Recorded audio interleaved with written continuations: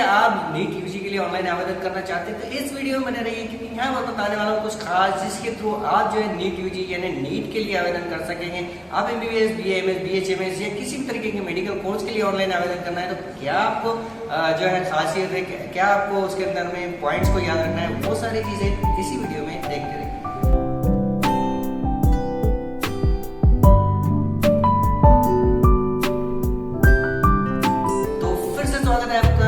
Channel में यहाँ पे मैं लेके आया हूँ नीट यूजी के लिए ऑनलाइन आवेदन करने की ये फॉर्म, और इस वीडियो के अंदर मैं बताऊंगा किस तरीके से आप नीट यूजी के लिए ऑनलाइन आवेदन कर सकते हैं। बीबीएस, बीएमएस, बीएचएमएस, बीयूएमएस ये सारे कोर्सेज के लिए, मेडिकल कोर्सेज के लिए ऑनलाइन आवेदन करने के लिए क्या क्राइटेरिया दिया गया है, आपको फॉर्म भरने के लिए फोटो के क्राइटेरिया क्या है, आपको सिग्नेचर किस तरीके से लगानी है, आपका थंब इम्प्रेशन किस तरीके से लगाना है, आपको फीस कितनी भरनी है, आप किस कास्ट में आते हैं और कौन सी कास्ट की कितनी फीस दी गई है, वो सारी डिटेल इसी वीडियो के अंदर मैं लेके आया हूँ। इस वीडियो को कहीं पॉज ना करें, पूरी तरीके से देखिए, क्योंकि यहाँ बताऊंगा वन बाय वन सारी चीजें ऑनलाइन आवेदन करने की। तो चलिए देखते हैं कंप्यूटर स्क्रीन पे। तो चलिए आज शुरू करते हैं। नीट का ऑनलाइन आवेदन करना है 2024 के लिए, आपको भरना है national eligibility cum entrance test UG के लिए, नीट यूजी 2024 के लिए। नीट यूजी 2024 के लिए आपको फॉर्म भरना है तो आपको जाना है इस वेबसाइट के ऊपर में। यहाँ पे ये वेबसाइट दी गई neet.ntaonline.in। इस वेबसाइट पे जाने के बाद में आपको फॉर्म को भरना है।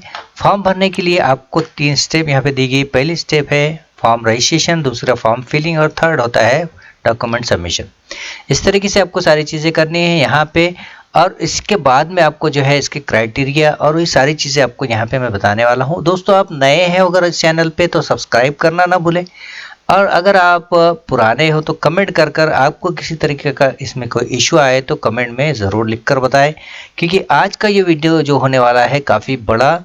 इसके अंदर में 2 स्टेप में हम बात करेंगे। पहले स्टेप में सिर्फ और सिर्फ मैं आपको इन्फॉर्मेशन दूंगा, फॉर्म भरने का जो है आपको पीडीएफ दिखाऊंगा, और उसके बाद में आपको नेक्स्ट जो होगा या नेक्स्ट फेज के अंदर में आपको लाइव आपको फॉर्म भरने की सारी प्रोसीजर दिखाने वाला हूँ।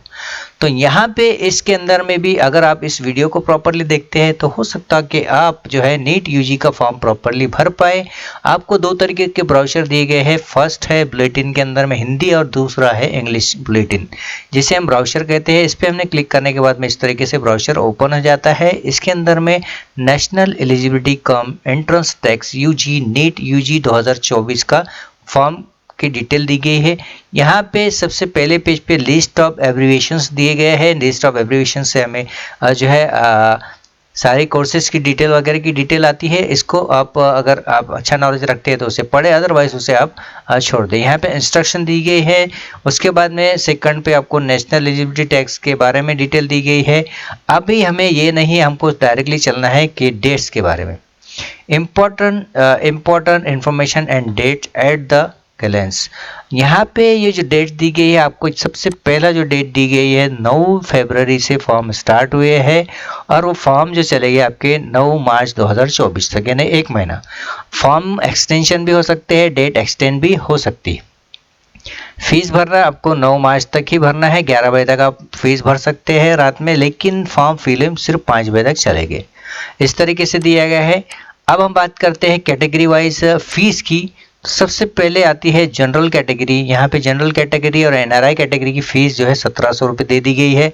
इसे हम थोड़ा सा बढ़ा कर देखेंगे ताकि आप सही तरीके से उसे देख पाए। 1700 रुपये पे करना है आपको। जनरल में ईडब्ल्यूएस या ओबीसी एनसीएल में आते हैं तो 1600 रुपये पे करना है। एससी एसटी या पर्सन विद डिसेबिलिटी या थर्ड जेंडर में आते हैं तो 1000 रुपये आपको पे करना है। अदर प्रोसेसिंग फीस चार्जेस नहीं होते, इसके अंदर में जीएसटी वगैरह नहीं है। उसके बाद में आपका जो एग्जामिनेशन का जो सिटी है वो आपको बाद में अनाउंस किया जाएगा। एडमिट कार्ड के भी अनाउंसमेंट बाद में होगा, लेकिन एग्जामिनेशन का जो डेट है वो यहाँ पे दिया गया है 5 मई 2024 संडे के दिन एग्जामिनेशन होने वाला है। और एग्जामिनेशन का साथ साथ में टाइम भी दिया गया है।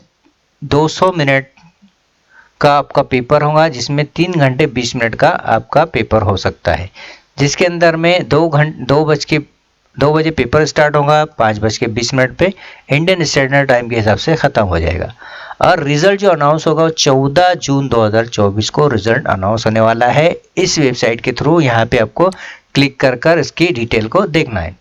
अब हम बात करते हैं आगे की टॉपिक पे, वन बाय वन सारी चीज़ों को समझेंगे। ब्राउज़र की अगर बात करते हो तो काफ़ी बड़ा ब्राउज़र है, इतने डीप में नहीं आना है आपको। यहाँ पे इम्पोर्टेंट पॉइंट्स को बताता चलूँ।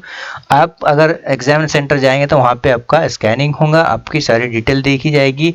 आपका ओरिजिनल आधार कार्ड आपके पास होना चाहिए, आपके पास किसी तरीके का इलेक्ट्रॉनिक गैजेट्स नहीं होना चाहिए, जैसा कि स्मार्ट वॉच हो या मोबाइल हो, उसे आपको बाहर रखना है या फिर कहीं सबमिट करना है। उसके बाद में हम चलते हैं नेक्स्ट टॉपिक के ऊपर में, और वो नेक्स्ट टॉपिक है कि आपको जो पेपर है वो किस तरीके से होने वाला है। इस पे हमें डिस्कस करनी है कि पेपर जो होगा आपका किस तरीके से होगा। सबसे पहला टॉपिक यहाँ पे सेक्शन फिजिक्स के अंदर में सेक्शन ए के अंदर में 35 क्वेश्चंस होंगे 140 मार्क के लिए।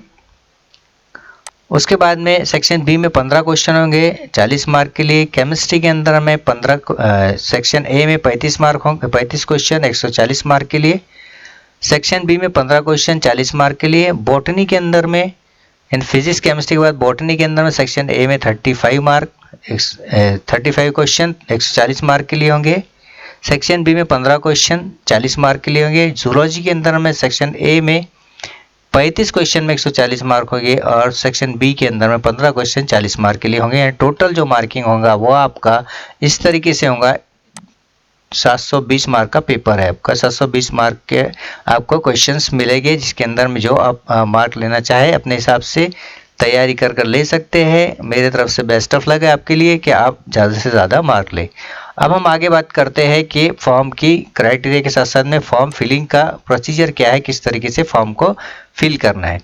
यहाँ पे भाषाएं दी गई है, किस किस भाषा में आप पेपर दे पाएंगे। इंग्लिश, मराठी, आसामी, बंगाली, गुजराती, मलयालम, कन्नड़ा, मराठी, उड़िया, तमिल, तेलुगु, उर्दू और पंजाबी, इन भाषाओं के अंदर में पेपर आपका होने वाला है। अब हम बात करते हैं ये सारी चीज़ों के साथ साथ में आगे बढ़ते हैं, जो है अनरिजर्व्ड कैटेगरी के जो बॉर्न डेट है वो 31/12/2007 होनी चाहिए। उससे पहले का होना चाहिए, उससे बाद का नहीं होना चाहिए। यानी 31/12/2008 अगर रहता है तो वो कैंडिडेट एलिजिबल नहीं होगा। आपको जो है इससे पहले का ही डेट ऑफ बर्थ होना ज़रूरी है। अब हम बात करते हैं नेक्स्ट टॉपिक के ऊपर में, और वो टॉपिक है काफ़ी इम्पोर्टेंट कि फॉर्म को फिलअप कैसे करना है।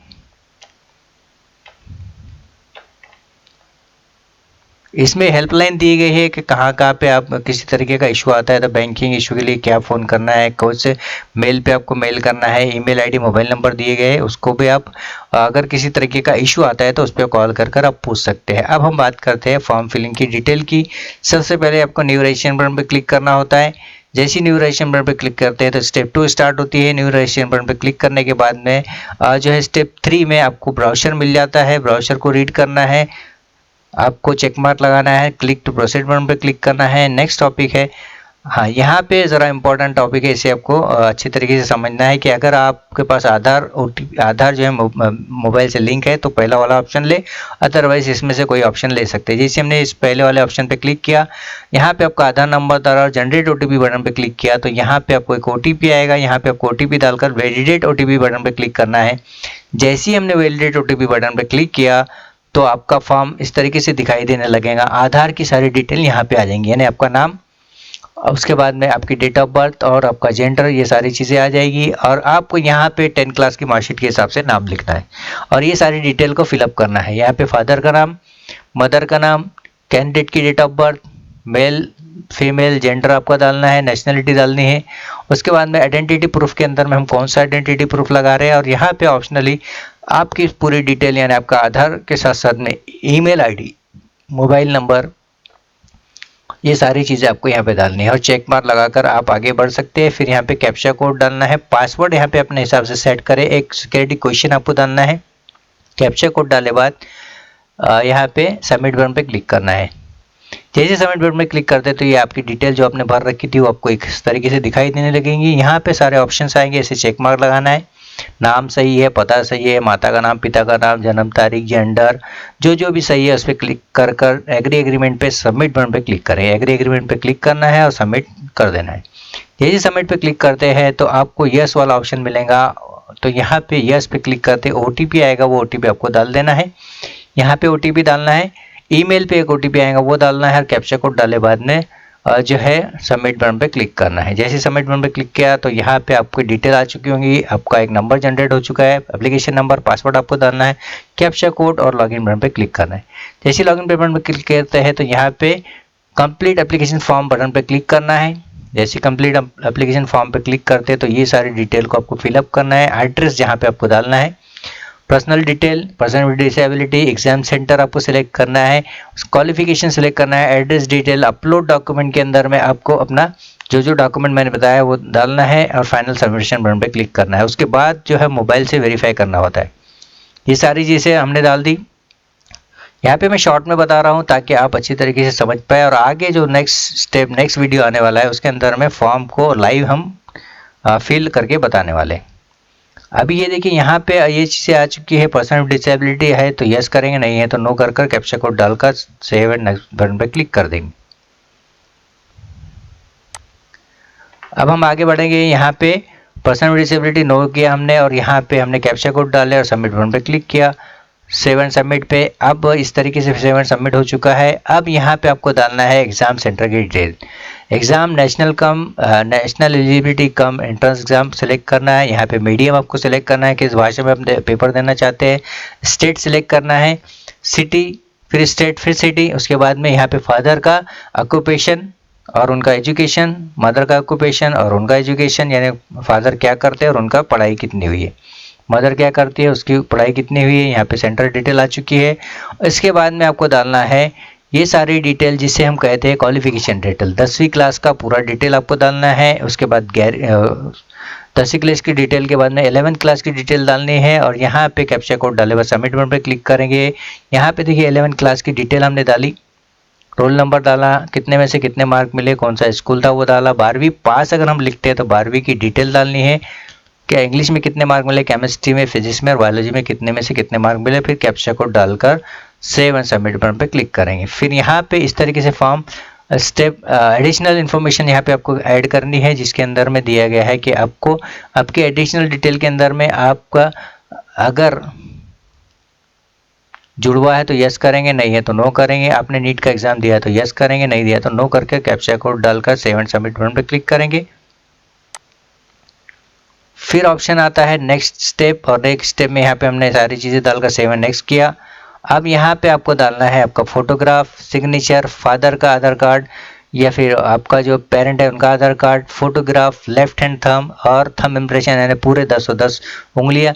उसके बाद में यहाँ पे left hand right finger thumb, और उसके बाद में 10वीं क्लास का और रिजल्ट आपको डालना है, या फिर आप बोर्ड सर्टिफिकेट डाल सकते हैं। उसके बाद में इस तरीके से दिखाई देने लगेगा।